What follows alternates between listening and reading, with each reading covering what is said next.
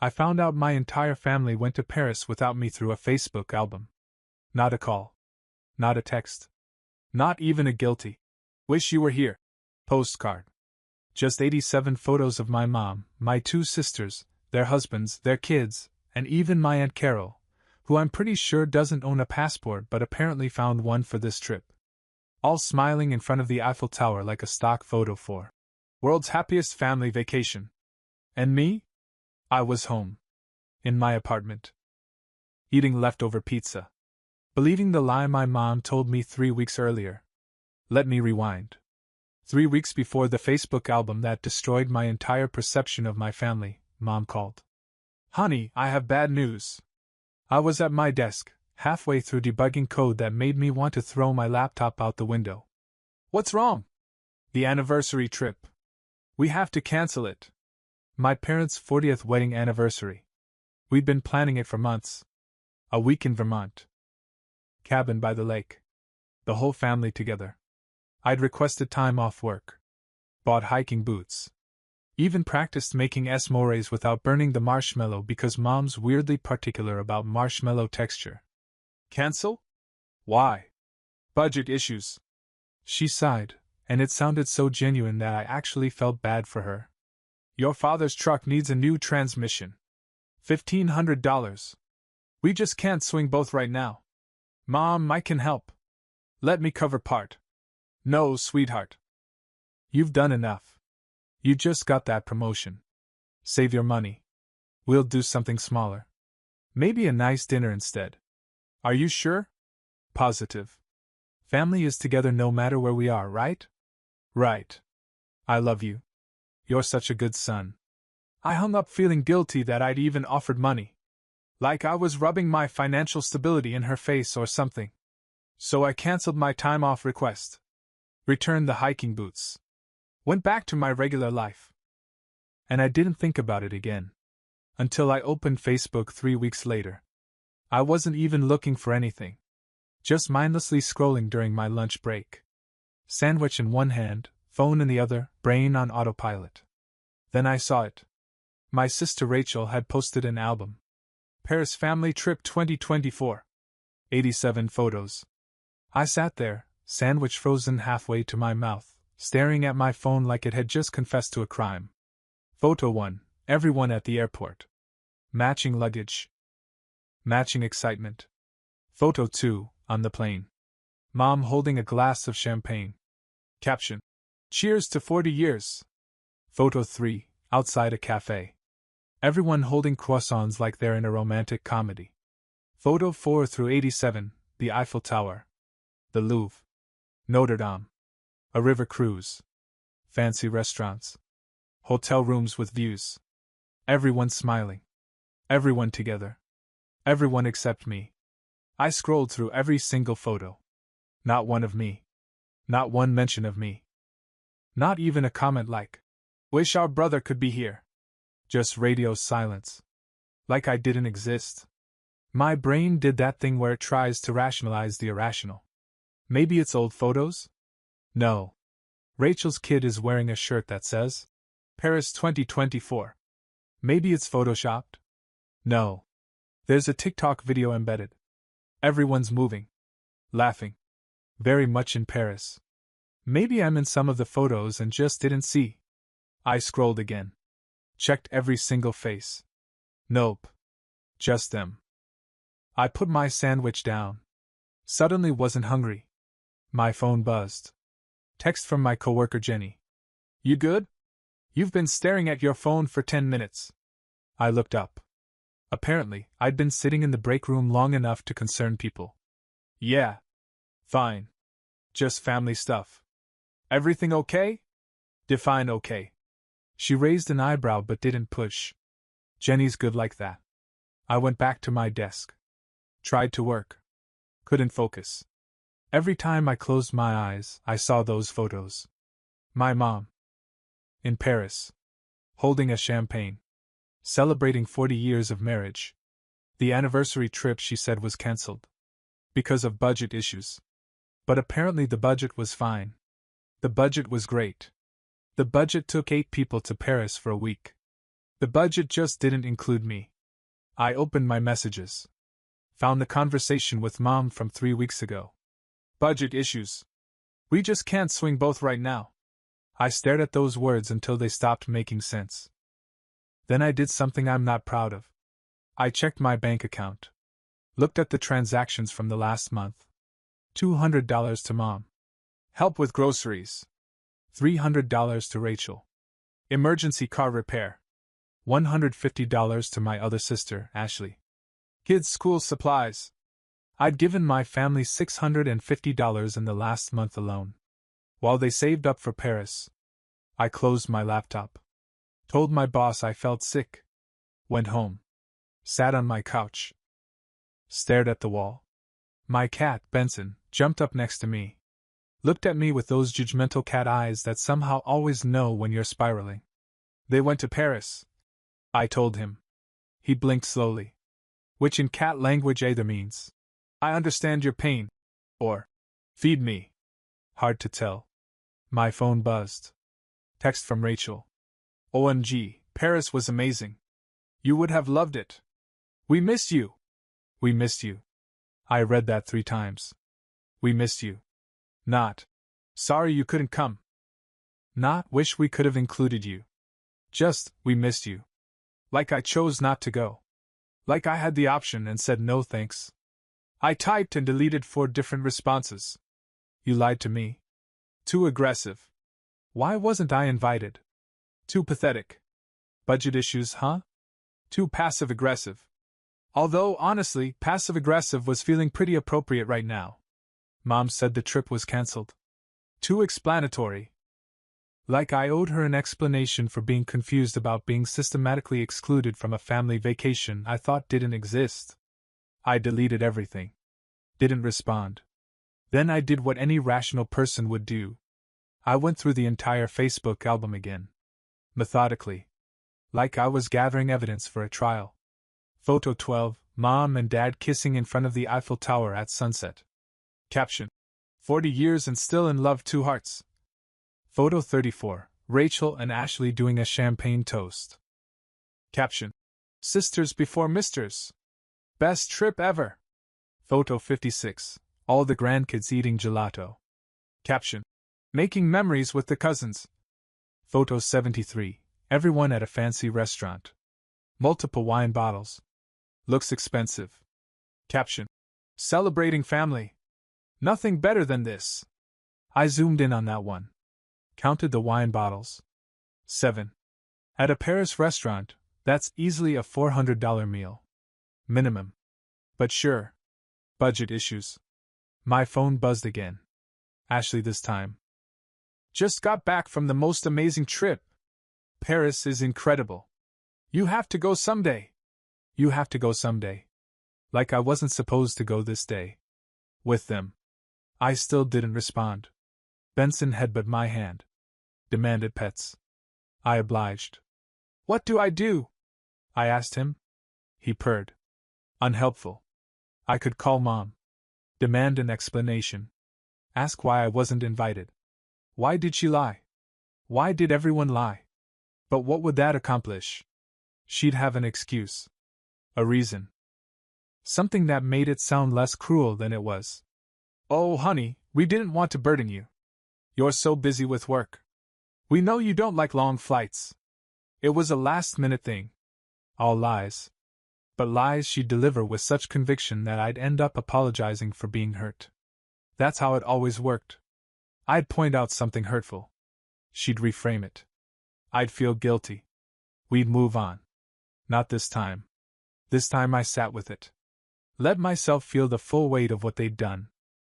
They'd planned a trip. Saved money. Booked flights. Packed bags. Went to Paris. Spent a week together. Posted 87 photos. And didn't tell me. Not because they forgot. Not because of a miscommunication. But because they didn't want me there. That was the part that hurt most. Not the exclusion itself. But the intentionality of it. They chose this. I opened my laptop. Googled. Flights to Paris from my city. $1,500. Round trip. I could have afforded that. Easily. Especially since I'd just given them $650 in emergency funds that apparently went toward baguettes and Louvre tickets. My phone buzzed. Group chat this time. The family group chat I'd been muted in because the notifications were constant, and mostly just photos of Rachel's kids doing normal kid things. I unmuted it. Scrolled up. 3 weeks of messages. Planning. Excitement. Packing lists. Can't wait. Messages. All happening while Mom told me the trip was cancelled. I read every message. Saw my sisters coordinating outfits for photos. Saw my mom asking about restaurant reservations. Saw my dad making jokes about French people and berets. Not one person said, "Should we tell him?" Not one person said, "Maybe we should invite him?" Just planning. Excitement. And then photos. 87 of them. I scrolled to the bottom. Most recent message from an hour ago. Rachel. Already missing Paris. Best family trip ever. Red heart.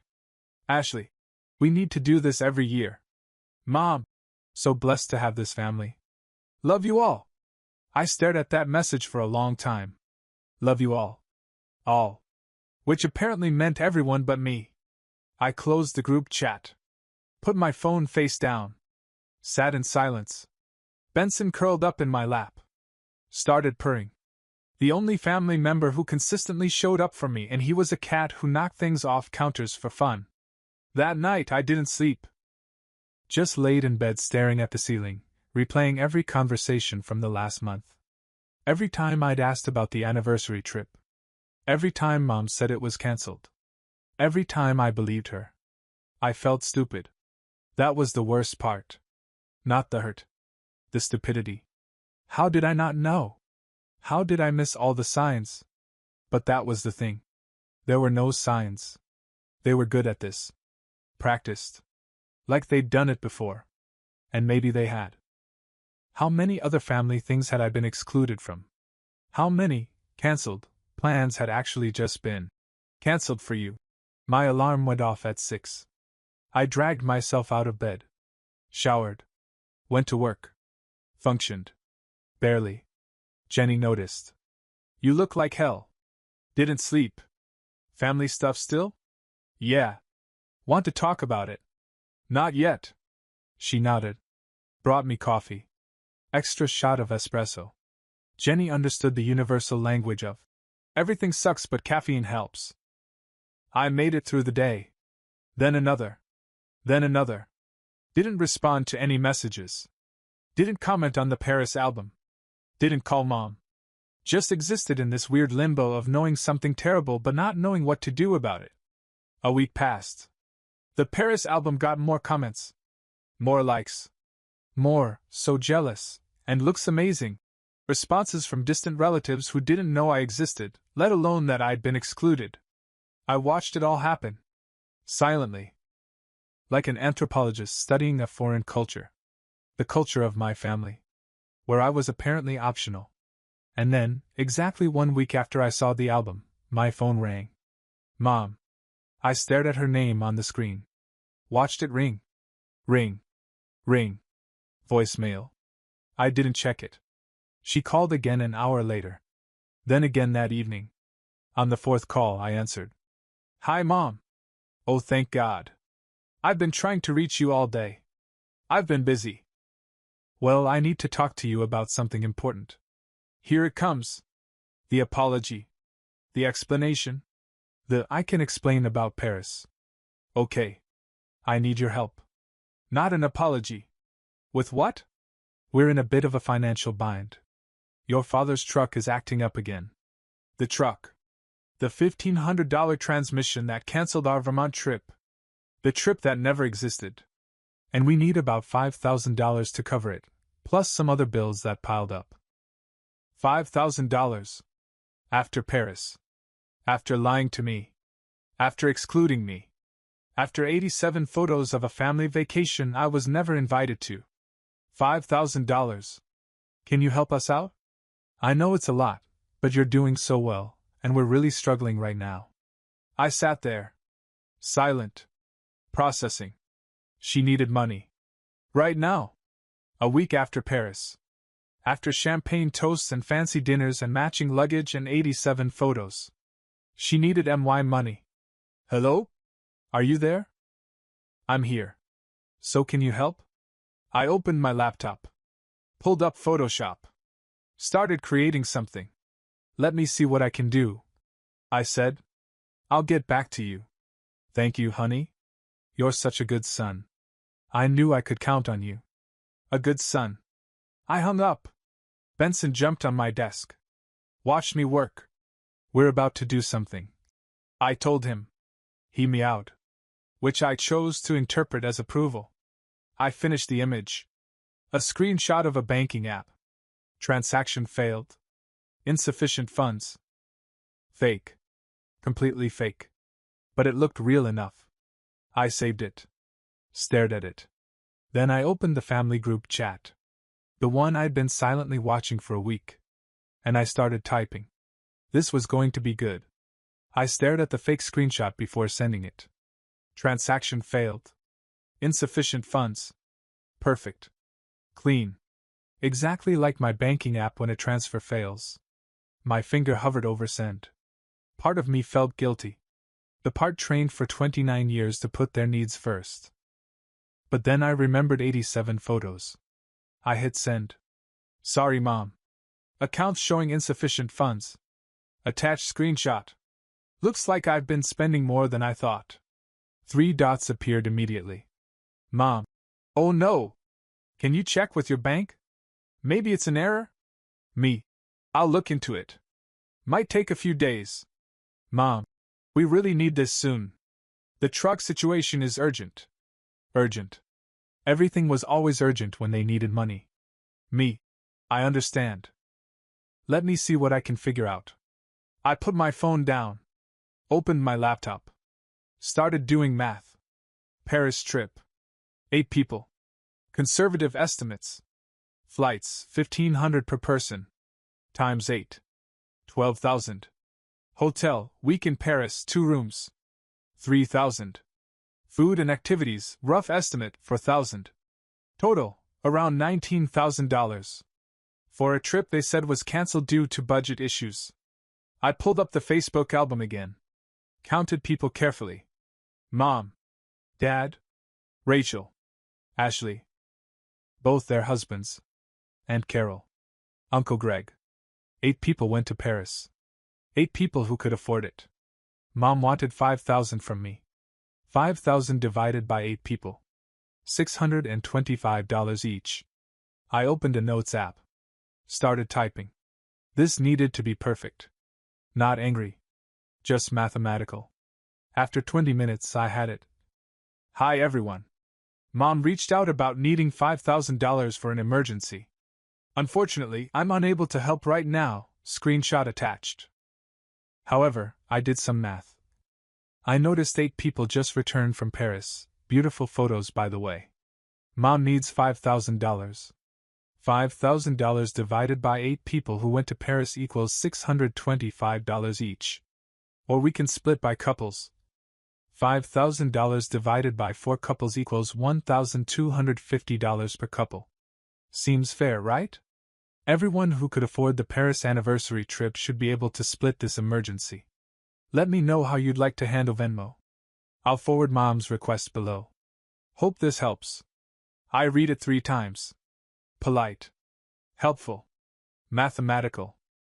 And absolutely devastating. I copied Mom's original message. Pasted it below. Attached the fake screenshot. My finger hovered over send. This was it. Everything would change. I hit send. Then immediately typed. I'm going to step back from the family chat for a while. Everyone has the math. And before anyone could respond, I left the group. The chat disappeared. My phone was silent for 45 seconds. Then it exploded. Text from Rachel. What the hell? Ashley. Are you serious right now? Mom. Please call me right now. Rachel again. You just humiliated the entire family. Dad. Your mother is crying. I watched them pile up. Didn't open any. Phone started ringing. Mom. Declined. Rachel. Declined. Ashley. Declined. I turned on Do Not Disturb. Made a sandwich. Turned on Netflix. My phone kept lighting up on the coffee table. Notification after notification. After an hour, they slowed down. Then stopped. I picked it up. 53 unread texts. 7 missed calls. I didn't open any of them. Then a different notification. Venmo. Ashley had sent me $5. Memo. Budget issues? Face with tears of joy. I stared at it. She was mocking me. $5. Like this was funny. Another Venmo. Rachel's husband Tom. $5. Memo. For the Paris Fund LOL. Another. Aunt Carol. $5. Memo. Family helps family Redheart face with rolling eyes. 3 people. $15 total. Out of 5,000. With mocking memos. They thought this was a joke. I screenshot each payment. Saved them. Then I accepted all 3. And sent requests back. To Ashley, request for $625. Memo. Your share of Mom's $5,000 emergency. Math and previous message. Thanks. To Tom, $625. Same memo. To Aunt Carol, $625. Same memo. Then to everyone else on the Paris trip. Rachel. Mike. Uncle Greg. Mom. Dad. $625 each. 8 requests. $5,000 total. My phone erupted again. Ashley. Are you insane? Tom. This is harassment. Rachel. I'm blocking you. Mom. Please stop this. You're hurting everyone. I silenced the notifications. Made another sandwich. I'd spent 29 years being the reliable one. The wallet. Not anymore. Now I was just a guy with a calculator, a fake screenshot, and zero tolerance for people who excluded him from Paris but expected him to fund their emergencies. And honestly, it felt pretty good. I woke up the next morning to 127 notifications. Texts. Calls. Voicemails. Even an email from Mom with subject line, "Please read." I deleted it without opening. Made coffee. My phone kept buzzing like an angry hornet. Around noon, my doorbell rang. I checked the peephole. Rachel. Standing there in expensive athleisure, holding her phone like a weapon. I didn't open the door. She knocked. I know you're home. Your car's here. Silence from me. This is ridiculous. Open the door. More silence. Fine. I'll just say it through the door. You embarrassed the entire family? Mom is devastated. Those Venmo requests? You actually think we're going to pay you? I walked to my bedroom. Put on headphones. She knocked for 5 more minutes. Then left. My phone buzzed. Text from unknown number. It's Ashley. Had to text from a friend's phone. What you did was cruel. I typed back. What's cruel is lying about a cancelled trip. What I did was math. 3 dots. We didn't lie. We just didn't tell you. That's literally lying. It was Mom's decision. She didn't think you'd want to come. She didn't ask? Because you're always busy with work. I requested time off for Vermont. The trip you cancelled. Long pause. Then, that was different. How? Paris was expensive. We didn't want you to feel obligated. I stared at that. They were protecting me. By lying. By excluding me. By posting 87 photos. Don't contact me again. I blocked that number too. Over the next few days, they tried everything. Aunt Carol at my door with cookies. I didn't answer. Uncle Greg sent an email about family unity. Deleted. Mom left voicemails. First apologetic. Then angry. Then crying. You're tearing this family apart. I saved them all. Evidence. On day 5, something unexpected happened. Venmo notification. Not a request. A payment. Uncle Greg sent me $625. Memo. For the truck. You were right. I stared at it. Another payment. Aunt Carol. $625. Memo. I'm sorry about Paris. My phone rang. Unknown number. It's Uncle Greg. Don't hang up. I'm listening. I paid my share. Carol paid hers. He sighed. I didn't realize you weren't invited until I saw your message. Your mom said you were too busy with work. She lied. Yeah. I'm seeing that now. Pause. What they did was wrong. I wanted you to know some of us get it. Thanks. Take care of yourself, kid.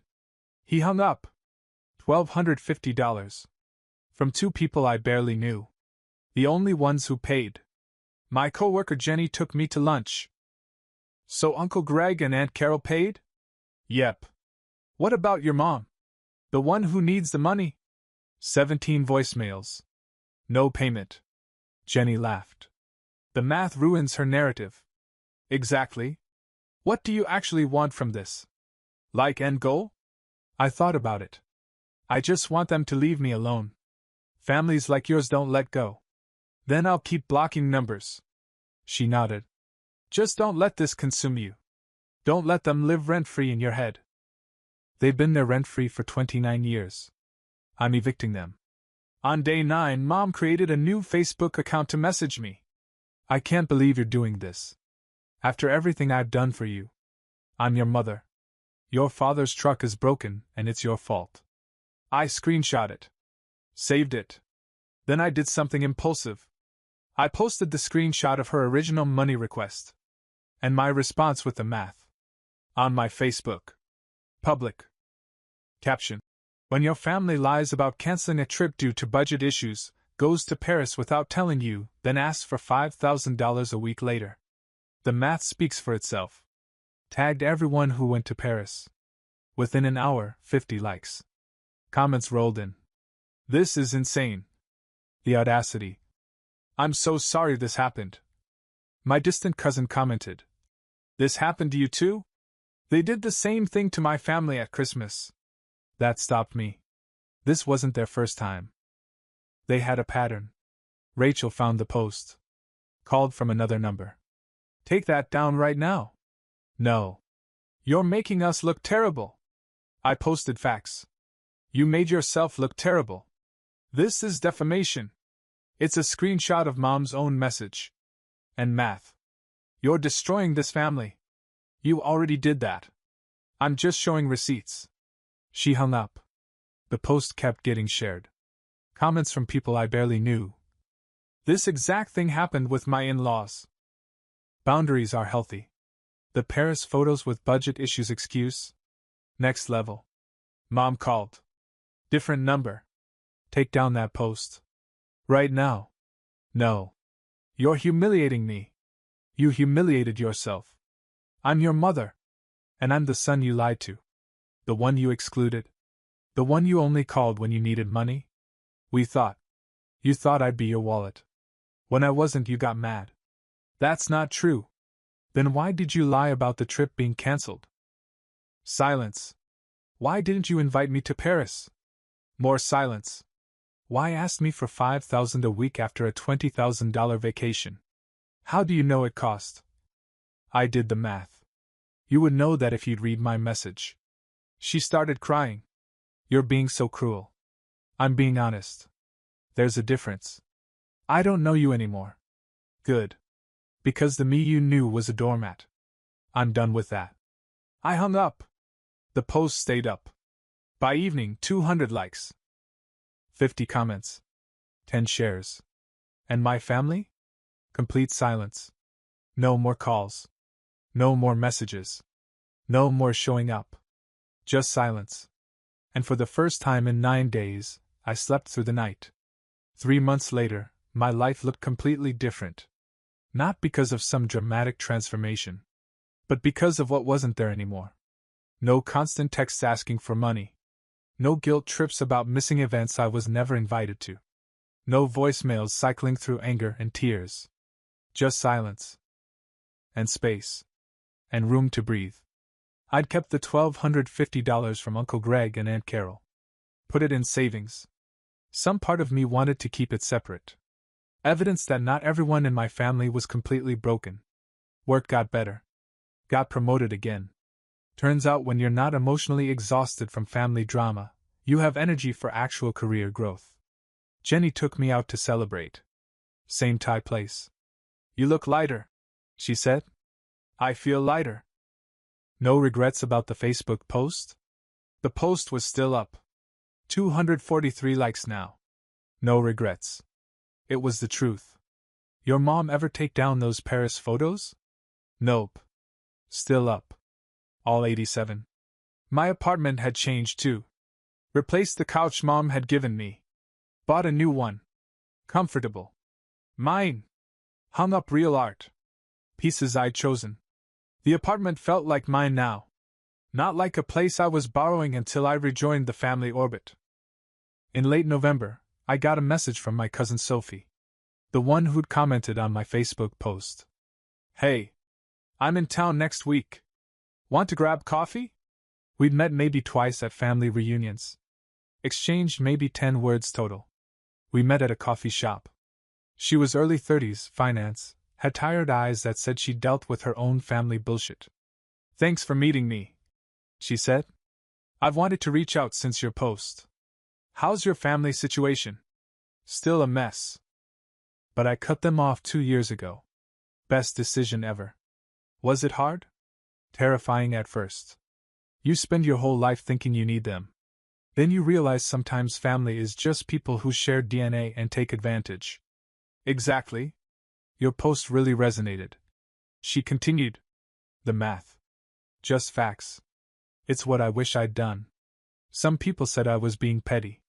Some people enable abuse and call it family loyalty. She sipped coffee. After I cut off my parents, I waited for guilt. For regret. It never came. Just relief. That's what I'm feeling. Good. That means you made the right choice. We talked for 2 hours. About family dysfunction. About boundaries.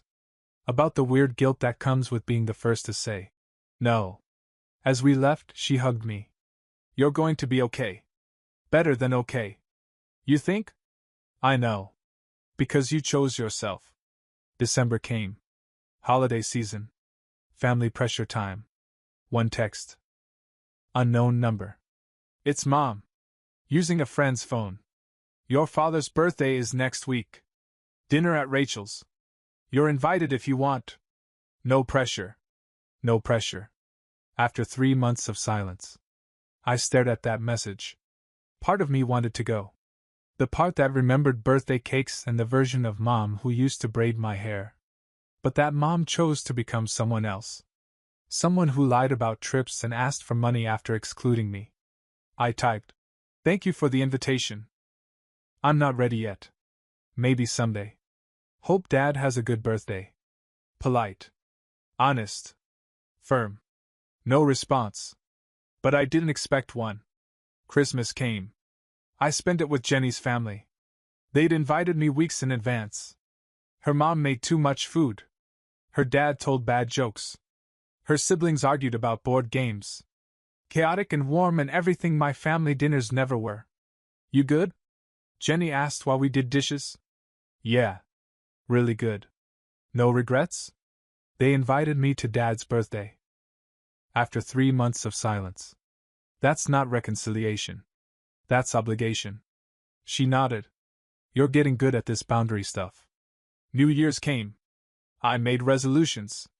Exercise more. Read more. Maybe travel. Nothing about family. Just forward motion. In January, Uncle Greg called. Hey kid. How are you? Good. You? Can't complain. Got promoted again, I heard? Yeah. Thanks. Your mom asks about you sometimes. Through Carol. Won't admit she misses you, but she does. I don't know what to do with that. You don't have to do anything. Just thought you should know. Pause. If you ever want to talk, I'm here. Thanks. And kid? You did the right thing. Setting boundaries. That took guts. After we hung up, I sat with that. I hadn't been waiting for validation. But hearing it from someone in the family still meant something. February brought my birthday. The first since everything happened. No calls. No texts. No cards. At first I thought it might hurt. But it didn't. Jenny threw me a party. Small thing. Coworkers. Sophie drove in from out of town. Pizza and board games until midnight. At one point, Jenny pulled me aside. Happy birthday. You good? I'm perfect. I looked around. At people who'd shown up because they wanted to. Not out of obligation. Not because we shared DNA. This is my family now, I said. The one I chose. She smiled. Damn right. Late that night, after everyone left, I sat on my couch. Benson in my lap. Apartment quiet. I thought about last year. Eating leftover pizza alone while my family was in Paris. The 87 photos. The lies. The budget issues. The fake screenshot. The math. The public posts.